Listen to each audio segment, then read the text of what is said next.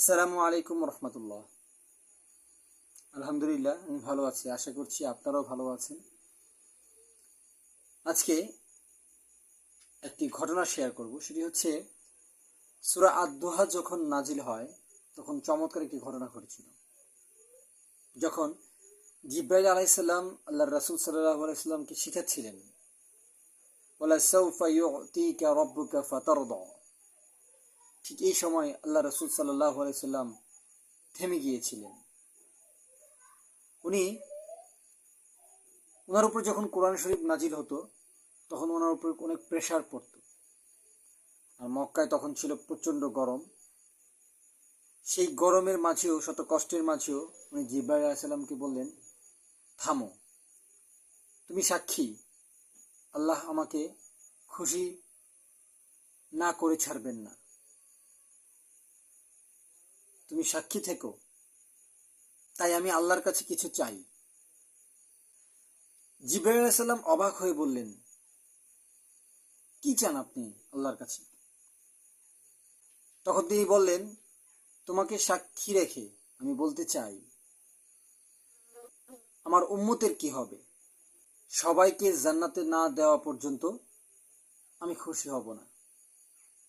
তিনি এমন এক সৃষ্টি যিনি উম্মতের জন্য অসীম মায়া নিয়ে এই দুনিয়ায় এসেছেন।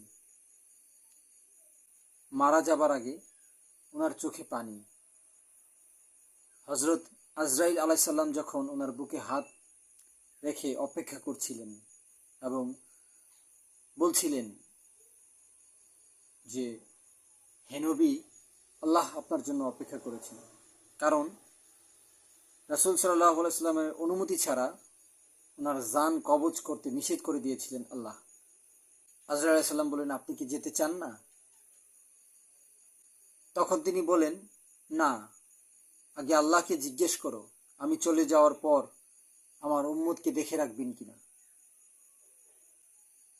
তখন আল্লাহ জিবরাইল আলাইহিস সালামের মাধ্যমে রাসূলুল্লাহ সাল্লাল্লাহু আলাইহি সাল্লামকে বললেন যে, বলে দাও তার উম্মতকে আমি কখনোই একা রাখবো না, আমি তাদের দেখে রাখবো, আমি তাদেরকে আগলে রাখবো। আল্লাহ তাকে যে ওয়াদা করেছেন তিনি তা রেখেছেন এবং হাসরের মাঠেও রাখবেন। এই হচ্ছে আমাদের প্রিয় নবী হযরত মুহাম্মদ সাল্লাল্লাহু আলাইহি ওয়াসাল্লামের উম্মতের প্রতি ভালোবাসা। এবং উনি মৃত্যুর আগ পর্যন্ত ইয়া উম্মতি ইয়া উম্মতি ইয়া উম্মতি করে করে ওনার ওফাত হয়েছে। সুবহানাল্লাহ, আমরা সেই নবীর উম্মত। সুতরাং রাসূলুল্লাহ সাল্লাল্লাহু আলাইহি সাল্লামকে আমাদের জীবন থেকেও বেশি ভালোবাসতে হবে। ওনার দেখানো পথ অনুযায়ী আমাদের চলতে হবে। ধন্যবাদ। আসসালামু আলাইকুম।